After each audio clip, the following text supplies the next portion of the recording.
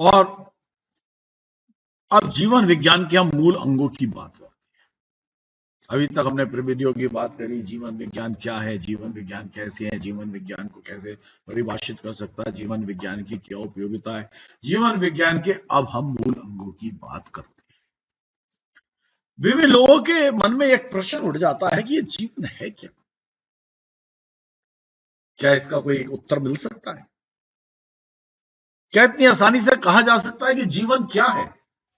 भिन्न भिन्न व्यक्तियों ने भिन्न भिन्न प्रकार से जीवन को परिभाषित किया है। कोई कहता है जीवन एक यात्रा है,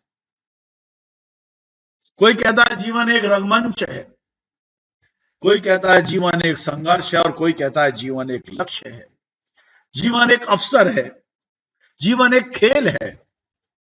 अनेक प्रकार की परिभाषाएं और अनेक प्रकार के कथन हमें जीवन में लगते हैं, और जो कभी कभी हमें उचित भी प्रतीत होते हैं। कोई कहता है जीवन जीवन और मृत्यु के बीच का एक कालखंड है। परंतु आचार्य श्री महाप्रभु ने जीवन की बड़ी सुंदर व्याख्या की है। उन्होंने कहा है कि शरीर, श्वास, प्राण, मन, भाव, कर्म और चित्त, इन 7 तत्वों से मिलकर के जीवन बनता है। व्यक्ति जीवन जीता है, लेकिन यह उसका लक्ष्य नहीं है, अपितु प्रत्येक व्यक्ति का लक्ष्य है एक अच्छा, आनंदमयी और सुखपूर्वक जीवन जीना। यही तो लक्ष्य है। तो सुखमय जीवन जीने के लिए जो आचार्य श्री महाप्रज्ञ जी ने 7 तत्व बता दिए, इन तत्वों को प्रशिक्षित करना जरूरी है। क्योंकि इनको अगर प्रशिक्षित नहीं किया जाएगा तो ये सब बाधक बन जाएंगे सुखमय जीवन जीने के, चाहे वो व्यक्ति के हों, समाज के हों, परिवार के हों, और इन सबसे मिलाकर तो देश बनता है, तो देश के भी होंगे ही। जीवन विज्ञान में इन 7 तत्वों को प्रशिक्षित करने के महत्वपूर्ण उपाय बताए गए हैं। और पहला जो तत्व है वो है शरीर।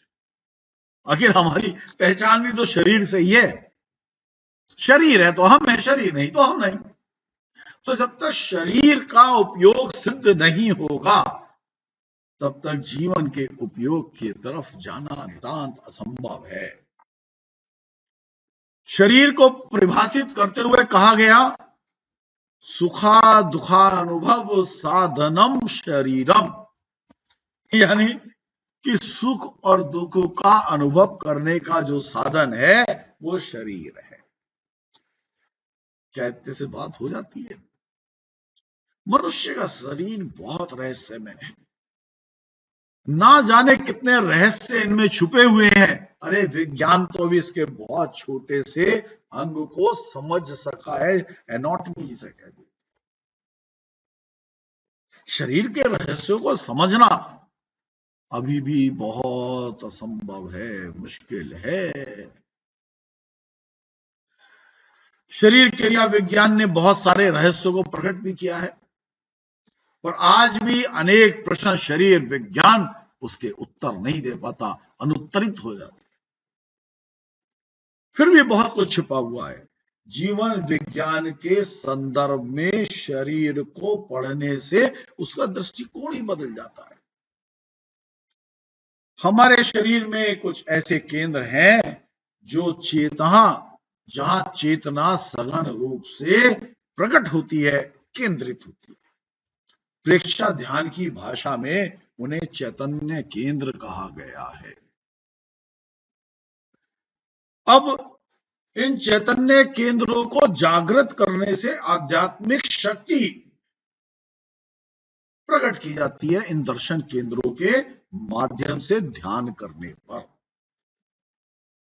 अब जैसे नशा मुक्ति है, नशा मुक्ति के लिए अप्रमाद केंद्र पर अनुशासित और आमंत्रण, आत्मनियंत्रण, विशुद्धि केंद्र पर ध्यान करा के कराया जाता है, तब जीवन में नशा मुक्ति संभव हो सकती है, वरना दवाइयों के सहारे तो एक बहुत ही मुश्किल और कठिन और दुष्कर कार्य है और उसकी पुनरावृत्ति होने की संभावना निरंतर विद्यमान रहती है।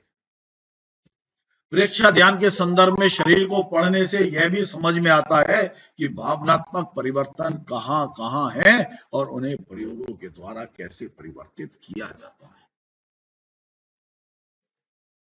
कितनी विचित्र बात है कि जिस शरीर को हम केवल सुख दुख का एक कारण मात्र समझ रहे, यात्रा समझ रहे, रंगमंच समझ रहे थे, वो शरीर को साधने का काम हो सकता है,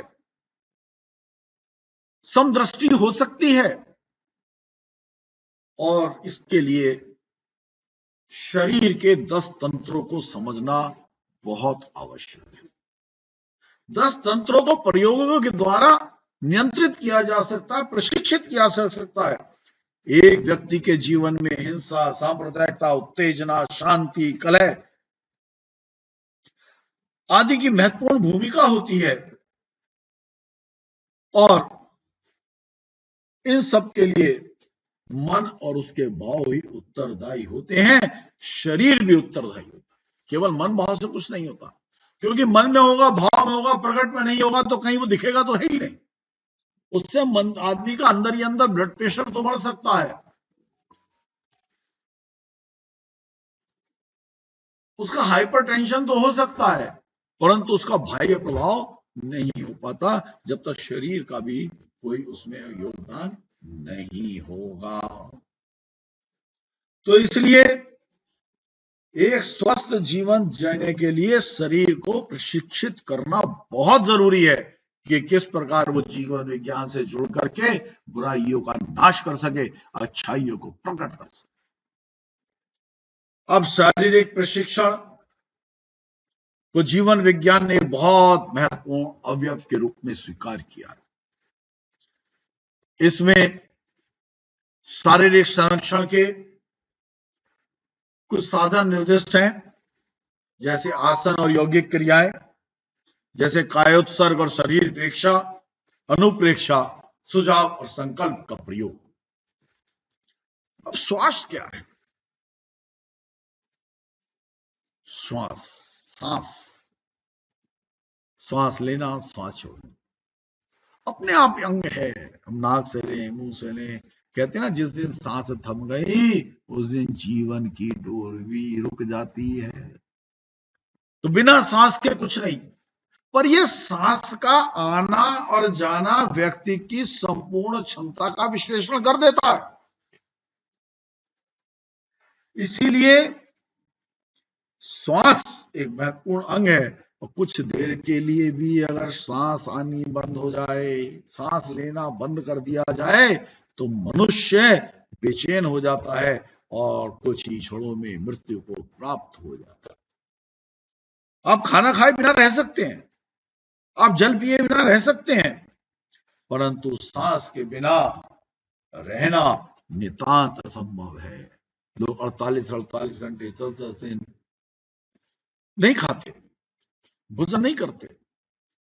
पानी के भी एक बहुत समय तक लोग बिना रह सकते हैं, पर सांस के बिना कभी कोई रह सकता है क्या? इसलिए मनुष्य के लिए श्वास का रहना बहुत ही ज्यादा आवश्यक है। हम सभी जानते हैं मनुष्य के लिए मस्तिष्क का कितना महत्व है, और प्रत्येक कार्य मस्तिष्क पर ही निर्भर है। बहुत सारे प्रयोग किए गए हैं। अगर हमारा हाथ किसी गर्म वस्तु पर पड़ता है तो मस्तिष्क तुरंत हमें आज्ञा देता है गर्म वस्तु पर ये हाथ हटा लो। यदि हमारे मस्तिष्क को मार दिया जाए तो हमारा हाथ वहां लगा रहेगा, हमें कोई बताने वाला नहीं होगा कि ये वस्तु गर्म छू रहे हो, इसे हटा लो, और हमारा हाथ जल जाएगा। तो मस्तिष्क तो कंट्रोल करता है, मस्तिष्क तो हमें भेद बताता है, मस्तिष्क तो हमें क्रियाकलाप करने में सहायता देता है। अब मस्तिष्क का जैसा आदेश होता है शरीर उसी प्रकार से काम करता है। बिना मस्तिष्क के आदेश के शरीर निष्क्रिय हो जाता है, क्योंकि उसे अनुभव होना खत्म। अब मस्तिष्क संचालन में हम इतनी बात क्यों कर रहे हैं? क्योंकि मस्तिष्क के संचालन में श्वास यानी कि सांस का बहुत बड़ा योगदान है। मस्तिष्क जैसे हमने पहले बताया, पूर्व में बताया कि दो पटल है, बायां पटल और दायां पटल। जब हम दाहिने नाक से सांस लेते हैं तो दाहिने नाक से लिया गया सांस बाएं मस्तिष्क को सक्रिय करता है। है ना विचित्र बात कि जो दाहिनी नाक से हम प्राणवायु को खींचते हैं वो सक्रिय करता है बाएं मस्तिष्क को, और बाएं मस्तिष्क से लिया गया सांस दाएं मस्तिष्क को सक्रिय करता है। अब जीवन के सम्यक संचालन के लिए हमने पढ़ा है कि बाएं और दाएं मस्तिष्क का संतुलन और समन्वय बहुत जरूरी है। अगर बायां मस्तिष्क ज्यादा सक्रिय हो गया तो मनुष्य उछलता, उद्दंडता, नाना प्रकार के असामाजिक कार्यों की ओर बढ़ने लगता है, और दायां अधिक प्रभावी हो गया तो वो एकाग्र हो जाता है। इसलिए दोनों में समन्वय होना बहुत जरूरी है, और अगर नहीं होगा तो हीन भावना, दब्बोपन, उच्छलता और अवांछनीय तत्व जीवन में प्रकट होने लगते हैं। जीवन जीने के लिए श्वास भी बाधक होने लगता है। श्वास को प्रशिक्षित करने के लिए, श्वास के बारे में जानकारी रखने के लिए, उसे समझने के लिए और उसे साधने के लिए जीवन विज्ञान में कुछ उपाय बताए गए हैं। पहला है संवृत्ति श्वास प्रेक्षा, दूसरा है दीर्घ श्वास प्रेक्षा जिसे रेचन, पूरा, कुंभक भी कहते हैं, और तीसरा है अनुलोम विलोम प्राणायाम। ये तीन विधि है अनुप्रेक्षा की, श्वास के लिए, प्रेक्षा ध्यान की श्वास के लिए जिससे हम श्वास को नियंत्रित कर सकते हैं, और इसके साथ साथ अनुलोम विलोम प्राणायाम के द्वारा। अब तीसरा घटक बता दिया आचार्य श्री महाप्रज्ञ ने कि तीसरा घटक है प्राण। प्राण माने जीवन। कहते ना ये व्यक्ति तो निष्प्राण हो गया, यानी कि इसमें जीवन का शेष नहीं रहा, शरीर पूर्ण हो गया। तो इसीलिए प्राण को परिभाषित करते हुए कहा गया प्राण अर्थात जीवन शक्ति। जीवन जीने के लिए जिस शक्ति की आवश्यकता होती है उसे प्राण ही तो कहते हैं। प्राण सूक्ष्म है, प्राण आंखों से दिखाई नहीं देता, पर जीवन संचालन के लिए बड़ा महत्वपूर्ण तत्व है। इसलिए शरीर की जितनी भी क्रियाएं हैं, मस्तिष्क आदेश जरूर देता है, परंतु वो प्राण से ही संचालित होती है। यदि प्राण ना हो तो व्यक्ति के जीवन का समापन हो जाएगा। प्राण पूरे शरीर में प्रवाहित रहता है। कहीं कहीं जैन शास्त्रों में इसको आत्म प्रदेश भी कहा। प्रवाह में किसी प्रकार का असंतुलन शरीर को व्याधियों का शिकार बना देता है, रोगों का शिकार बना देता है, और प्राण असंतुलित होते ही मनुष्य बीमार हो जाता है। क्योंकि हमारा शरीर प्राण से संचालित है, मन वाणी का संचालन भी इसी से होता है। इसलिए एक स्वस्थ जीने के लिए प्राण का संतुलन और प्राण को संतुलित करने के लिए इसका प्रशिक्षित होना बहुत बहुत जरूरी है। प्रेक्षा ध्यान पद्धति में प्राण को संतुलित रखने के कई साधन बताए गए हैं। वो साधन है दीर्घ श्वास प्रेक्षा, प्राण केंद्र स्वेच्छा, दर्शन केंद्र प्रेक्षा, अनिमेष प्रेक्षा, विचार प्रेक्षा और अनुप्रेक्षा। ये प्रेक्षा जो है, जितने भी प्रकार की ये प्रेक्षाएं हैं, इन्हीं के माध्यम से प्राण को संतुलित और प्रशिक्षित किया जा सकता है।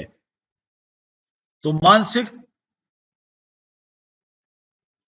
विकास, बौद्धिक विकास, शारीरिक विकास, भावनात्मक विकास के लिए प्राण को संतुलित करना नितांत आवश्यक है।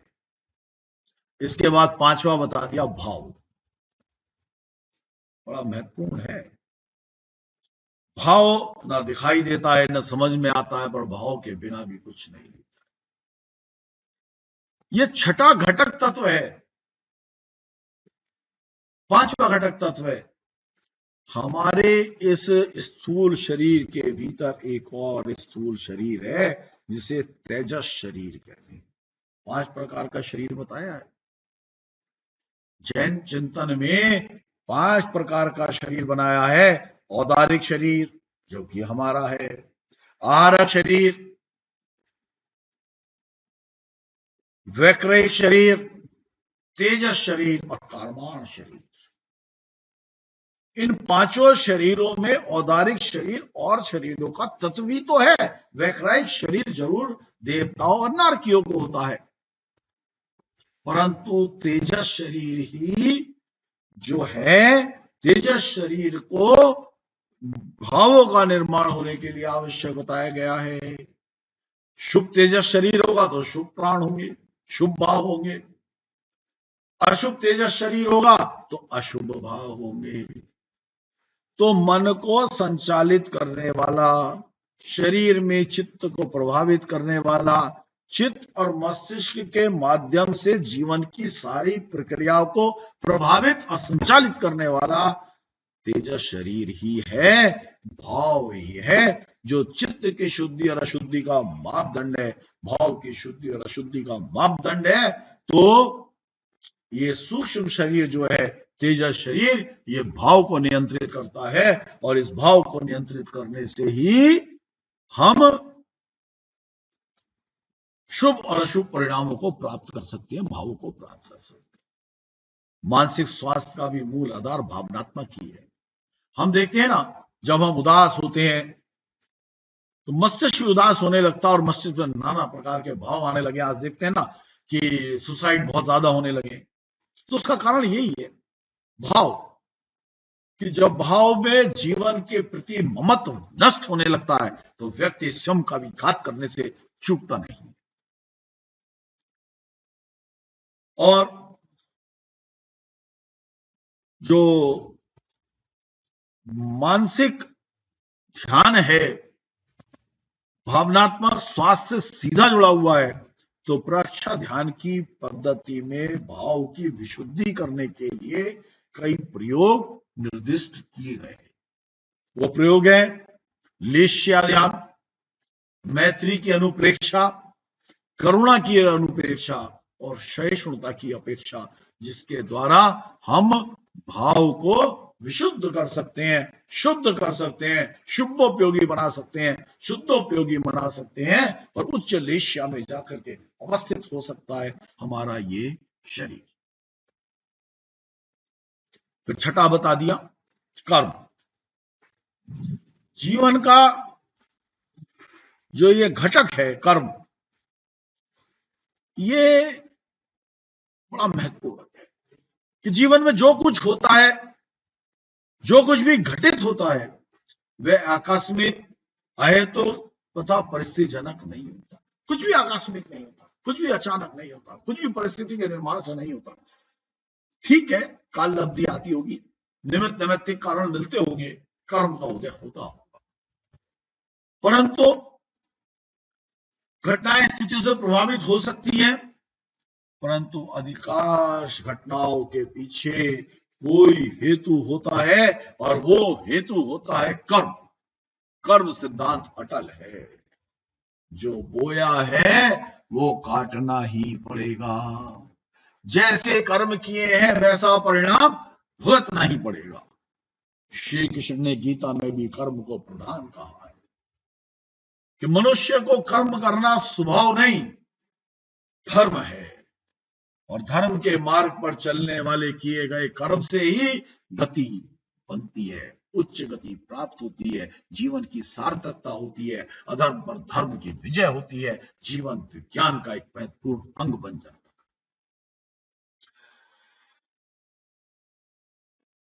कर्म के कारण ही सारी व्याधियां होती हैं। अनेक बार ऐसी परिस्थिति आती है कि हमारी समझ में नहीं आता ये क्यों हो गया, व्यापार करते हैं, मिट्टी में भी सोने में भी हाथ डालते हैं, मिट्टी बन जाती है। कुछ लोग मिट्टी में भी हाथ डालते हैं, सोना बन जाता है। इसके कारण कर्म शास्त्रियों ने कहा कि भाई ये सब कर्म के ही कारण हो रहा है। तुम मेहनत भी कर रहे हो, पुरुषार्थ तो है, पर कर्म का सिद्धांत भी अटल है। उसके बिना कोई प्राप्ति या कुछ नष्ट नहीं हो सकता। तो कर्म की शक्ति को अस्वीकार नहीं किया जा सकता, परंतु कर्म की शक्ति सर्वोपरि है ऐसा भी नहीं कहा जा सकता। नहीं तो फिर पुरुषार्थ की कोई उपयोगिता ही नहीं रही जाएगी। फिर कोई व्यक्ति पुरुषार्थ ही नहीं करेगा, सब कुछ भाग्य भरोसे छोड़ देगा कि जैसा हमने कर्म किया होगा वैसा ही फल हमको मिलने वाला है, तो अब आगे को कर्म करके नए बंधों में क्यों बंधे। तो इसलिए कर्म को भी परिवर्तित किया जा सकता है। आचार्य ने कहा है, पहले भी मैंने बताया है,